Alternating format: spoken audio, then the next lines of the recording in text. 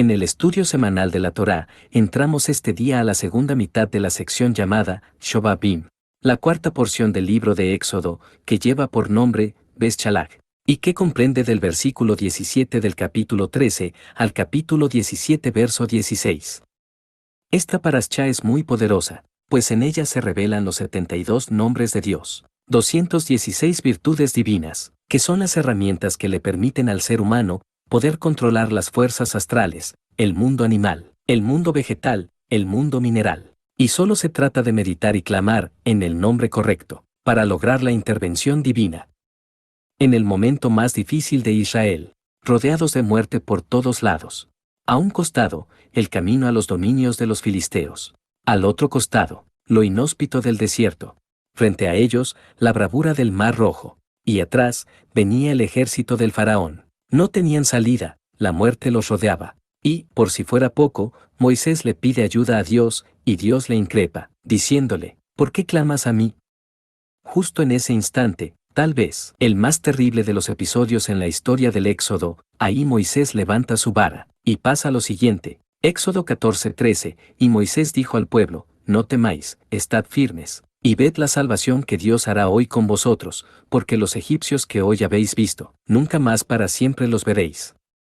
Concentrémonos en una frase específica de este versículo. Ved la salvación que Dios hará hoy con vosotros. En hebreo, nos encontramos la frase, Ureu, et, Yeshuat, Yud, Hei, Bab, Hei. Aquí aparece el nombre del Mesías, Yeshua, por lo que la traducción sería, contemplen al Salvador, que Dios les envía hoy, a ustedes.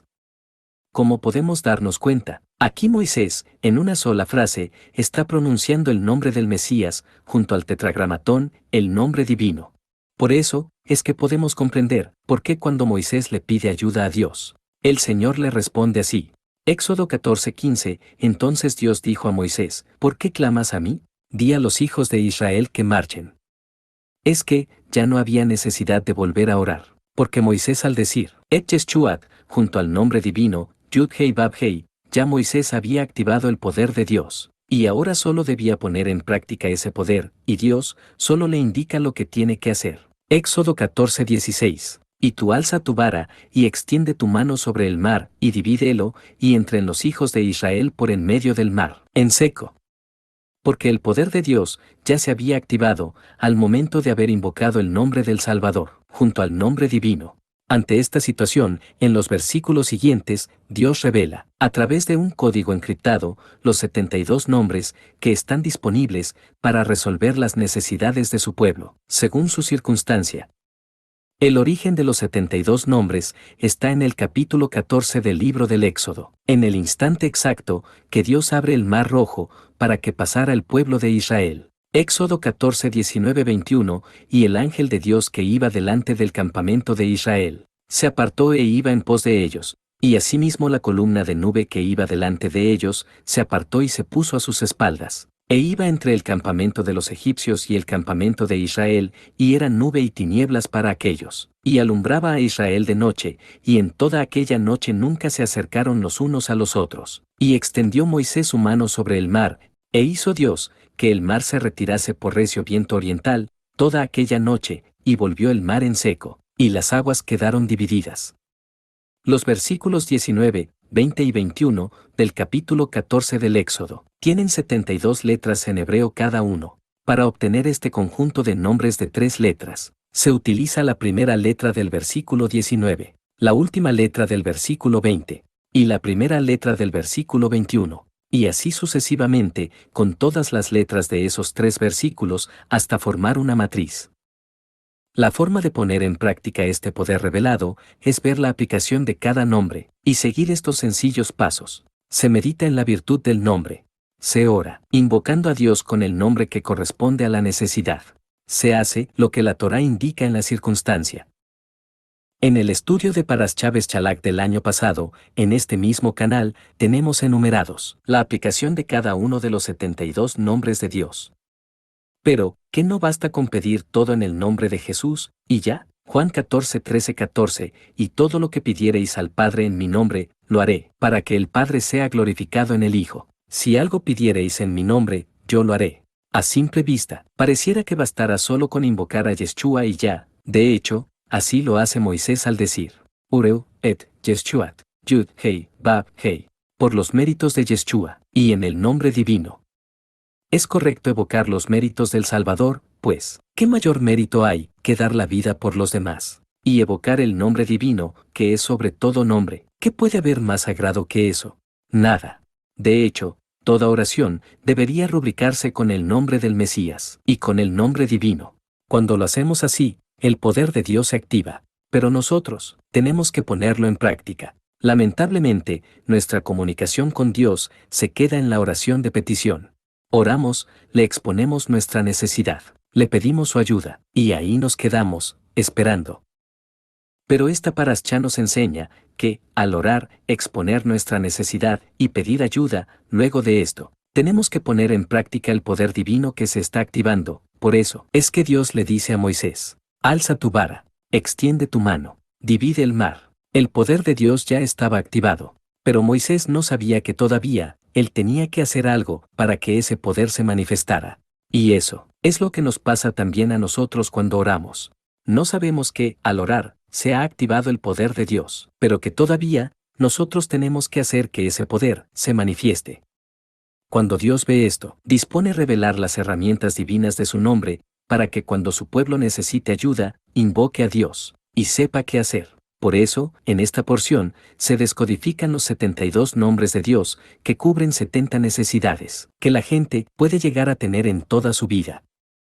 El secreto, para que la asistencia divina se manifieste, es el que está escrito en la Torá, como lo hizo Moisés. Meditar en el nombre, hasta estar convencido.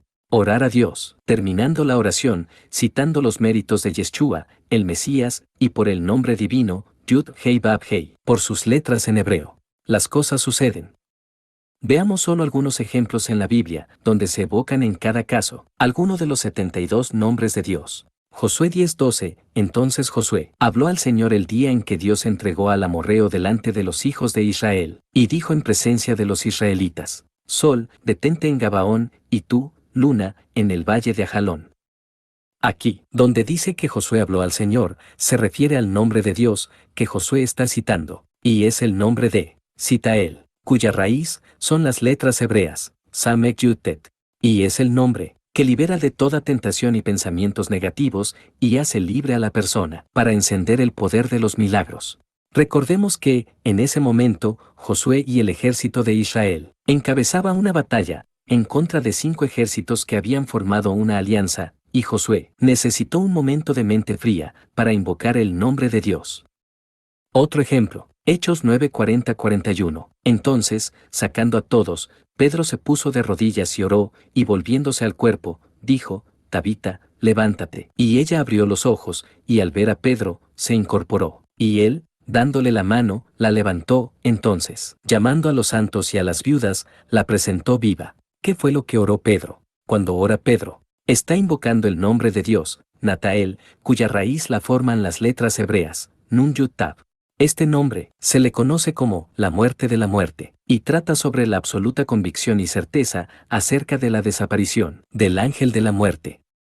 Y veamos un caso más impactante a través del mismo Mesías, en el momento culminante de su ministerio, en la cruz del Calvario. Mateo 27:46. Cerca de la hora novena, Jesús clamó a gran voz, diciendo, Elí, Elí, lama sabactani. Esto es, Dios mío, ¿por qué me has desamparado? Esa palabra, sabactani, según el diccionario Strong, en griego, es la palabra G2982. En hebreo, es la palabra H4100. En ambos casos, es un interrogativo, ¿por qué? Entonces, el versículo diría, ¿por qué tú me has abandonado? ¿Acaso Yeshua le está reclamando a su padre que lo haya abandonado? ¿Así actuaba Yeshua con su padre?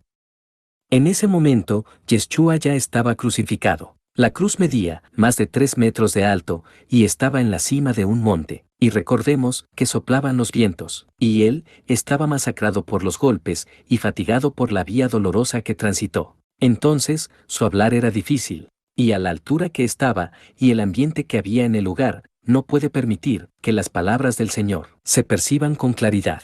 Y, ¿por qué el maestro, en ese momento, tendría que haber hablado, mezclando palabras griegas y arameas, para reclamarle algo a su padre. Entonces, esa frase que se registra en la Biblia de Elí, Elí, lama sabactani, tenemos que descifrarla, y para hacerlo, tenemos que ir a la mentalidad y conocimientos del Mesías. Las primeras palabras, Elí, Elí, la traducen como Dios mío, Dios mío. Pero, ¿existe en la Biblia algún otro pasaje donde el mismo Mesías, o alguien más, se dirija así a Dios? La máxima bíblica dice que si delante de 2 testigos no consta toda palabra, entonces, algo no está bien. Además, la gente no le entendía lo que estaba diciendo, incluso, algunos pensaban que estaba llamando al profeta Elías. Mateo 27:47. Algunos de los que estaban allí decían, al oírlo, a Elías llama a este. Pero al hacer una revisión de los 72 nombres de Dios, podemos encontrar lo que el Mesías dijo en ese momento, en la cruz del Calvario, y por qué lo dijo, y que, desde luego, no le estaba reclamando nada a su padre. Lo primero que dice, donde la gente cree que está invocando a Elías, está realmente citando 2 de los 72 nombres de Dios. El primero, que es el que causa la confusión, es Elemia. Invoca este nombre de Dios para controlarse y no usar su poder para defenderse y para poder mantenerse en la espiritualidad. Este nombre de Dios, Elemia, es similar al nombre de Eliyá, por eso pensaban que llamaba a Elías. También invocó el nombre de Lelagel. Invoca este nombre para combatir el terror y no maldecir a los que lo atacaban y poder revigorizar su cuerpo y su alma. Este nombre, Lelagel, suena similar a Eloheinu, que se traduce como Dios mío. Luego, invoca el nombre de Leubia. Este nombre lo invoca para mantenerse conectado con el Padre. Esa era su gran necesidad en ese momento de sufrimiento, mantenerse conectado con el Padre. Este nombre de Dios, los traductores confunden Leubia con Lama. Posteriormente, invoca el nombre de Azaliá. Este nombre lo invoca para mantenerse en paz y poder llegar al cumplimiento de su objetivo. Y finalmente, invoca el nombre de Aniel. Este nombre lo invoca para ver los efectos a largo plazo de sus acciones, es decir, Dios le muestra el reino mesiánico y a su pueblo redimido, la misma visión que tuvo Moisés cuando iba a morir y la misma visión que también tuvo Jacob antes de expirar. Entonces, no le reclamó a su padre que lo haya abandonado. No dijo, Sabactani. Lo que dijo fue, Azaliá Aniel. Y en su último aliento, para entregar el espíritu, lo que los estudiosos argumentan que dijo, Gomer, que se traduce como, consumado es. También pudo ser la invocación del nombre, Lecabel. Este nombre es el que da poder para concluir todo lo que se comienza, especialmente las tareas, metas y objetivos de naturaleza espiritual. De esta manera, el mismo Mesías nos demuestra la importancia y poder de los 72 nombres de Dios. En los 72 nombres de Dios no aparece la letra hebrea Gimel. Esto obedece a que esta letra es la inicial de la palabra Gaaba, que es la palabra H1346 del diccionario Strong, y que significa orgullo y arrogancia. Pero lo cierto es también que la letra Gimel también es la inicial de la palabra Goyim del diccionario Strong H1471, que se refiere a los gentiles, extraños, extranjeros, lo cual significa que el código de los 72 nombres de Dios no es para los que no practican la Torá, que son los arrogantes y los gentiles. Por eso es que no conocen ni entienden esto. El código de los 72 nombres de Dios es solo para quien es pueblo de Dios, para darle a sus escogidos la asistencia divina, directa y específica.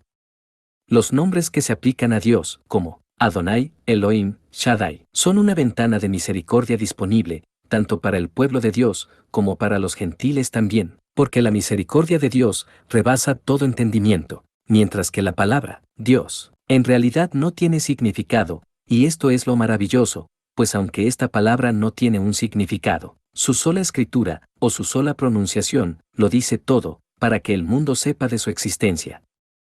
Y ya para finalizar, veamos el misterio de los 3 días que Dios quería tener a su pueblo en el desierto. Éxodo 3:17-18, y he dicho, yo os sacaré de la aflicción de Egipto a la tierra del Cananeo, del Eteo, del Amorreo, del Fereceo, del Heveo y del Jebuseo, a una tierra que fluye leche y miel. Y oirán tu voz, e irás tú, y los ancianos de Israel, al rey de Egipto, y le diréis, el Señor el Dios de los Hebreos, nos ha encontrado. Por tanto, nosotros iremos ahora camino de 3 días por el desierto, para que ofrezcamos sacrificios al Señor nuestro Dios. Un hecho que desconcierta a los comentaristas de la Biblia es que cuando Dios reveló su plan para el pueblo de Israel, inmediatamente le contó a Moisés que el destino de estos era la tierra de Israel, pero al mismo tiempo le instruyó a Moisés que le pidiese permiso al faraón para salir solo por 3 días. Muchas respuestas fueron propuestas para esta inquietud. Una posible respuesta está basada en uno de los aspectos únicos de la matzá, el pan sin levadura. La matzá, el pan de la esclavitud, es al mismo tiempo el símbolo de la esclavitud y de la libertad. En la Agadá de Pesaj, la matzá es tanto el pan de los pobres como el símbolo de que Dios redimió a su pueblo en tan solo un instante. Uno podría preguntar, ¿por qué no fue elegida una comida más sabrosa, como símbolo de la redención de la amarga esclavitud de Egipto? La respuesta es que con la redención no dejamos de ser esclavos, y una pista la podemos ver en los Salmos. Salmo 113:1, alabad, siervos de Dios, alabad el nombre del Señor. Si nosotros somos pueblo de Dios, como pueblo de Él, somos sus siervos. Esto quiere decir que originalmente éramos esclavos del faraón, ahora somos esclavos de Dios. No emergimos de la esclavitud a la libertad, sino que seguimos siendo esclavos, ahora con un nuevo amo. El pueblo de Dios no es libre. El pueblo de Dios es el modelo de sirviente, y acepta el yugo del reino del cielo, subordinándose por completo a su nuevo amo, el amo del universo, a quien le sirve con una dedicación inquebrantable. La bendición de la redención debe estar unida al servicio del corazón, que es donde está la voluntad de cada persona. Para el pueblo escogido, no hay pausa, no hay un momento libre entre la redención y la aceptación del yugo de la Torá. Sin embargo, el Mesías describe este yugo como fácil de llevar, como una carga ligera. Mateo 11:28-30. Venid a mí todos los que estáis trabajados y cargados, y yo os haré descansar. Llevad mi yugo sobre vosotros, y aprended de mí, que soy manso y humilde de corazón, y hallaréis descanso para vuestras almas, porque mi yugo es fácil y ligera mi carga. Después de nuestra redención, continuamos cenando el pan de la esclavitud, para enfatizar que nuestro estatus de esclavos no ha cambiado. Incluso, la tierra prometida es una tierra adecuada para esclavos, ya sean sirvientes de humanos, o bien, siervos del Rey de Reyes. Pues basta recordar que esta tierra fue dada primero a Canaán, quien carga con la eterna maldición de la servidumbre. Nuestra libertad es la libertad de las modas y las tendencias del mundo, para ser sirvientes de Dios, y esta servidumbre es en realidad la máxima libertad que existe. La libertad es la total inmersión en la Torá, la total dedicación y obediencia a Dios. Solo cuando el creyente es capaz de expresar su voluntad más profunda, la sed de hacer la voluntad de Dios, él es verdaderamente libre. Juan 8:31-32, dijo entonces Jesús a los judíos que habían creído en él: si vosotros permaneciereis en mi palabra, seréis verdaderamente mis discípulos, y conoceréis la verdad, y la verdad os hará libres. Ya no se es más un sirviente, cuya voluntad interior es suprimida y ahogada por la levadura de la masa, y por la inclinación al mal, con su infinito arsenal de deseos de satisfactores temporales y corporales, que lo desvían a uno de la total sumisión a la voluntad de Dios. La subyugación a las naciones del mundo, ya sea física o culturalmente, es esclavitud, porque oprime nuestra capacidad de expresar nuestra voluntad interna de acercarnos a Dios. La redención de esta esclavitud está por completo en las manos de Dios. Cuando Dios nos lleva a su jurisdicción, nosotros no traemos nuestra redención, simplemente la aceptamos. Pero debemos ser merecedores de la libertad, mostrando un entendimiento de las implicancias que tiene la libertad de las fuerzas del mundo, un deseo por tener la oportunidad de subyugarnos a Dios. El Rey de todo el universo no necesita el permiso del faraón para sacarnos de Egipto. Por lo tanto, Moisés no se acercó al faraón a pedir autorización para dejar Egipto y asentarse en la tierra prometida, sino que, el pueblo, en ese entonces, bajo el mando del faraón, tenía que demostrar que merecía la redención. Es por eso que le pidieron al faraón permiso para ir 3 días al desierto a ofrecer sacrificios a Dios. La naturaleza de estos sacrificios no estaba definida con claridad, incluso ni el mismo Moisés lo comprendió bien. Así como le dijo al faraón, Éxodo 10:26, nuestros ganados irán también con nosotros, no quedará ni una pezuña, porque de ellos hemos de tomar para servir al Señor nuestro Dios, y no sabemos con qué hemos de servir a Dios hasta que lleguemos allá. 3 días después de salir de Egipto, Dios probó al pueblo, para demostrar a dónde apuntaba su corazón. Éxodo 15:22 al 25. E hizo Moisés que partiese Israel del Mar Rojo, y salieron al desierto de Shur, y anduvieron 3 días por el desierto, sin hallar agua, y llegaron a Mara, y no pudieron beber las aguas de Mara, porque eran amargas, por eso le pusieron el nombre de Mara. Entonces el pueblo murmuró contra Moisés, y dijo, ¿qué hemos de beber? Y Moisés clamó a Dios, y Dios le mostró un árbol, y lo echó en las aguas, y las aguas se endulzaron. Allí les dio estatutos y ordenanzas, y allí los probó.